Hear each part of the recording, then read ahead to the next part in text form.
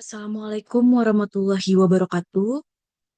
Kepada yang terhormat Bapak Sugeng Proyotno, SEMM, dengan saya Mutiara Fajrina Karunisa dengan nomor NIM 28923500065 dari Prodi Manajemen akan mempresentasikan tugas ujian tengah semester mata kuliah Sumber Daya Manusia yang berjudul Bonus Demografi Menuju Indonesia Emas tahun 2050. Pendahuluan. Indonesia saat ini tengah berada dalam periode bonus demografi, yaitu kondisi di mana jumlah penduduk usia produktif 15-64 tahun lebih besar dibandingkan dengan penduduk usia non-produktif. Fenomena ini diperkirakan mencapai puncaknya antara tahun 2020 hingga 2035. Bonus demografi merupakan peluang emas yang jika dikelola dengan baik dapat menjadi motor penggerak utama menuju Indonesia Emas 2050. Sebuah visi di mana Indonesia menjadi negara maju, sejahtera, dan berdaya saing global. Namun, peluang ini tidak akan otomatis memberikan keuntungan jika tidak diiringi dengan peningkatan kualitas sumber daya manusia atau SDM. Oleh karena itu, perlu dilakukan kajian terhadap faktor-faktor sumber daya manusia dalam menghadapi dan mengoptimalkan bonus demografi tersebut. Pembahasannya di sini ada 4, yaitu bonus demografi, sumber daya manusia atau SDM, kondisi SDM Indonesia saat ini, dan Indonesia Emas 2050. Bonus demografi. Bonus demografi adalah kondisi ketika suatu negara memiliki proporsi penduduk usia produktif sekitar 15-64 tahun yang jumlah jauh lebih besar dibandingkan dengan penduduk usia non-produktif di bawah 15 tahun dan di atas 64 tahun. Ini adalah peluang emas bagi pembangunan ekonomi suatu negara karena tenaga kerja yang melimpah dapat mendorong pertumbuhan ekonomi jika dimanfaatkan dengan baik. Pengertian bonus demografi. Bonus demografi terjadi ketika tingkat kelahiran menurun sehingga jumlah anak-anak berkurang. Sementara generasi muda sebelumnya telah tumbuh menjadi angkatan kerja. Ini menyebabkan rasio ketergantungan atau dependency ratio menurun, artinya lebih sedikit orang yang bergantung kepada setiap pekerja. Ciri-ciri bonus demografi yaitu tingginya proporsi penduduk usia produktif, rendahnya tingkat kelahiran dan kematian, rasio ketergantungan menurun, tingkat pendidikan dan kesehatan meningkat, dan ketersediaan lapangan kerja meningkat. Penyebab terjadinya bonus geografi yaitu penurunan angka kelahiran karena keluarga mulai membatasi jumlah anak. Lalu ada peningkatan kesejahteraan masyarakat yaitu menyebabkan harapan hidup meningkat. Kemudian perbaikan dan pendidikan yaitu memengaruhi keputusan keluarga dalam merencanakan kelahiran, dan yang terakhir transisi demografi yaitu dari masyarakat tradisional menuju masyarakat modern. Manfaat bonus demografi. Jika dikelola dengan baik, bonus demografi bisa memberi banyak manfaat, yaitu meningkatkan produktivitas ekonomi, ketersediaan tenaga kerja yang melimpah, pertumbuhan sektor industri dan jasa, meningkatkan tabungan nasional dan investasi, dan kemajuan dalam inovasi dan teknologi. Tantangan dalam mengelola bonus demografi. Bonus demografi bukan otomatis menjadi keuntungan jika tidak dikelola, justru bisa menimbulkan masalah, yaitu pengangguran massal bila lapangan kerja tidak tersedia, kemiskinan meningkat jika penduduk usia kerja tidak terserap pasar kerja, beban sosial karena meningkatnya tekanan pada fasilitas pendidikan, kesehatan, dan perumahan, dan urbanisasi berlebih, dan ketimpangan regional. Strategi memaksimalkan bonus demografi. Agar bonus demografi menjadi berkah, negara harus meningkatkan kualitas pendidikan dan pelatihan vokasional, memperluas kesempatan kerja dan kewirausahaan, menjamin layanan kesehatan yang merata, mendukung kesetaraan gender dan partisipasi perempuan, dan mengembangkan infrastruktur yang merata.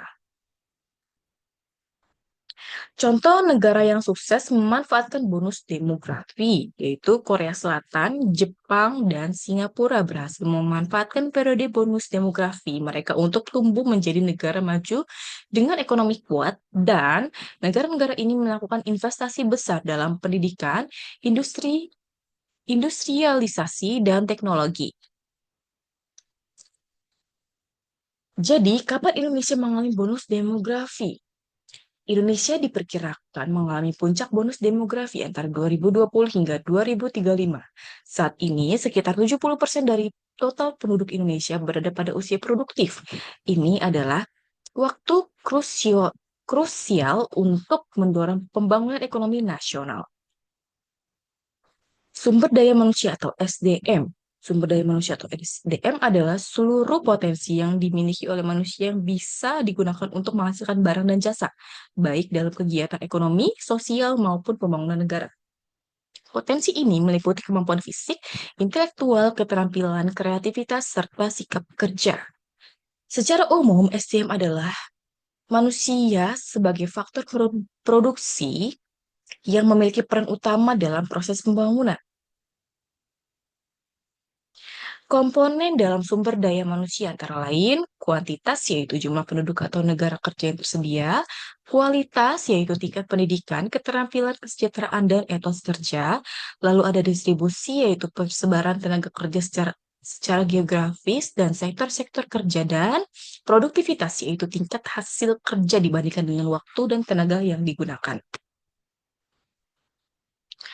Peran sumber daya manusia dalam pembangunan. Sumber daya manusia merupakan aset penting dalam kemajuan suatu negara. Perannya antara lain sebagai pelaku utama pembangunan, yaitu SDM yang terampil mendorong inovasi dan pertumbuhan ekonomi. Lalu ada meningkatkan efisiensi dan produktivitas dalam industri, pertanian, dan jasa. Penggerak perubahan sosial dan budaya melalui pendidikan dan pemikiran baru, dan yang terakhir, mengelola dan mengembangkan sumber daya alam secara bijak dan berkelanjutan. Faktor yang mempengaruhi kualitas SDM, yaitu ada pendidikan, adalah meningkatkan wawasan, keahlian, dan kemampuan berpikir kritis. Lalu ada kesehatan, yaitu sumber daya manusia sehat lebih produktif dan kreatif. Lalu ada pelatihan kerja, yaitu membantu tenaga kerja lebih siap menghadapi kebutuhan pasar. Lalu ada gizi dan lingkungan hidup, yaitu gizi buruk atau lingkungan buruk mempengaruhi perkembangan fisik dan mental. Lalu yang terakhir, kesempatan kerja, yaitu kesempatan yang luas membuat sumber daya manusia bisa berkembang dan berkontribusi. Masalah yang dihadapi sumber daya manusia di Indonesia ada 4, yaitu rendahnya kualitas pendidikan di beberapa daerah, tingginya tingkat pengangguran, terutama lulusan baru, kurangnya keterampilan kerja yang relevan dengan kebutuhan industri, dan yang terakhir ketimbangan akses pendidikan dan kesehatan. Upaya peningkatan kualitas SDM.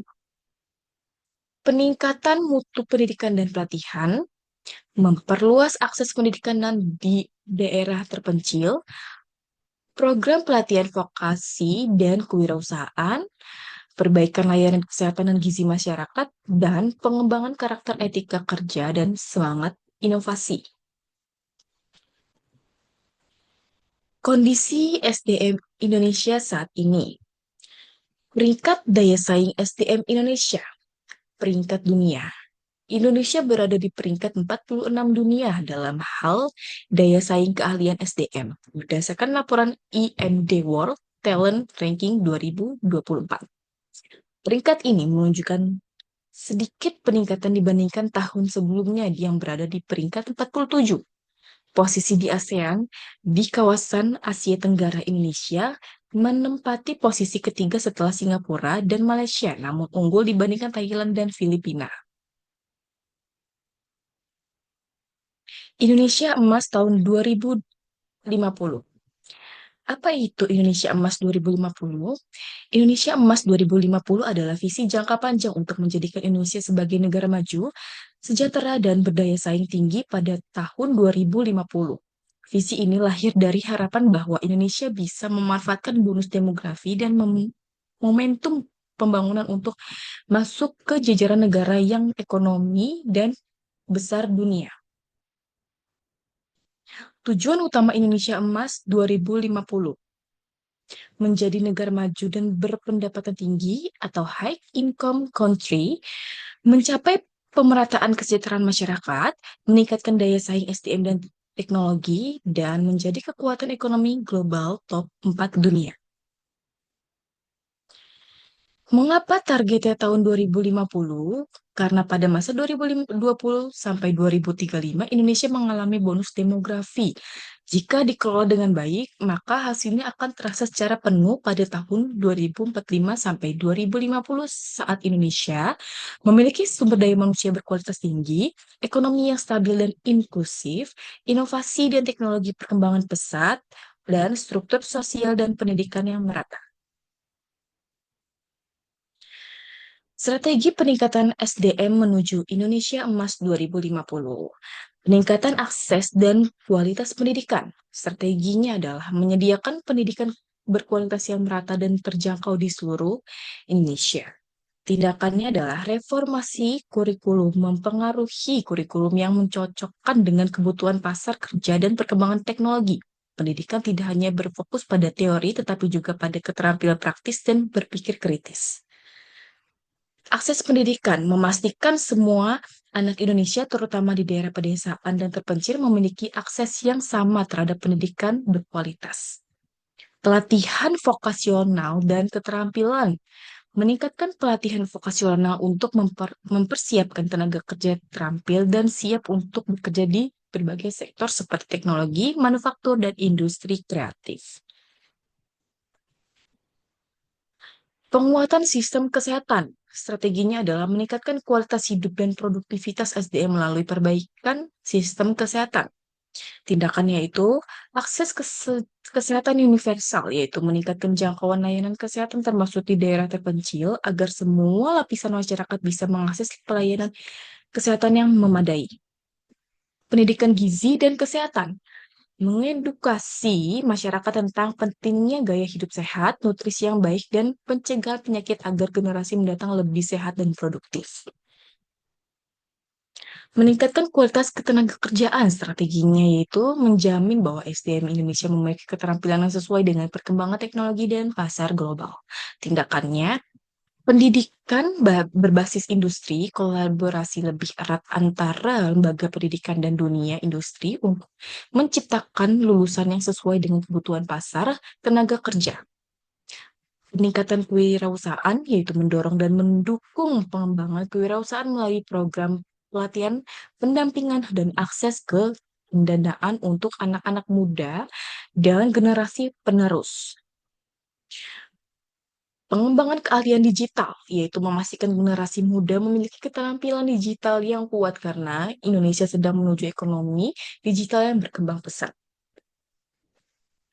Peningkatan akses dan kualitas pendidikan, yaitu strateginya adalah menyediakan pendidikan berkualitas yang merata dan terjangkau di seluruh Indonesia. Reformasi kurikulum. Mempengaruhi kurikulum untuk mencocokkan dengan kebutuhan pasar kerja dan perkembangan teknologi. Pendidikan tidak hanya berfokus pada teori, tetapi juga pada keterampilan praktis dan berpikir kritis. Akses pendidikan, yaitu memastikan semua anak Indonesia, terutama di daerah pedesaan dan terpencil, memiliki akses yang sama terhadap pendidikan berkualitas. Pelatihan vokasional dan keterampilan, yaitu meningkatkan pelatihan vokasional untuk mempersiapkan tenaga kerja terampil yang siap untuk bekerja di berbagai sektor seperti teknologi, manufaktur, dan industri kreatif. Peningkatan infrastruktur pendidikan dan teknologi. Strateginya adalah meningkatkan infrastruktur pendidikan dan teknologi untuk mendukung proses pembelajaran dan pengembangan SDM. Tindakannya adalah menyediakan infrastruktur pendidikan, yaitu membangun dan memperbaiki fasilitas pendidikan di seluruh Indonesia, terutama di daerah-daerah yang kurang berkembang.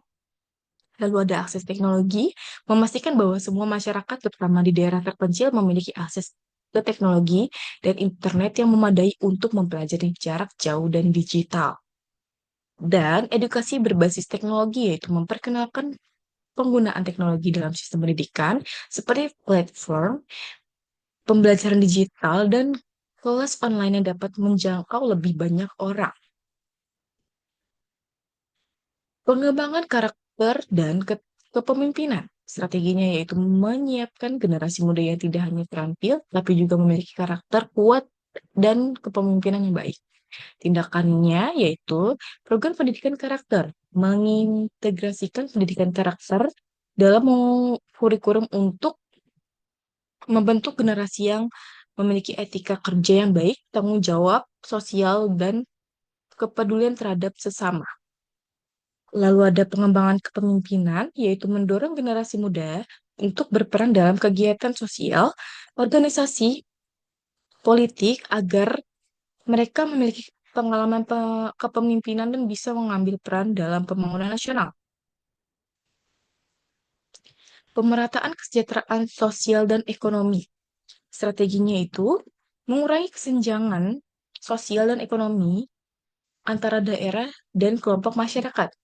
Tindakannya yaitu program pemberdayaan masyarakat, yaitu menyediakan program-program yang mendukung pemberdayaan ekonomi bagi masyarakat kurang mampu seperti pelatihan kerja, modal usaha, dan pengembangan keterampilan.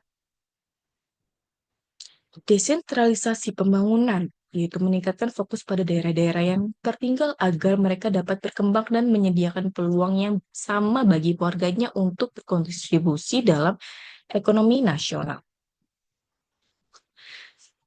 Meningkatkan daya saing global, yaitu strateginya yaitu membuat Indonesia menjadi negara dengan daya saing tinggi dalam berbagai sektor global.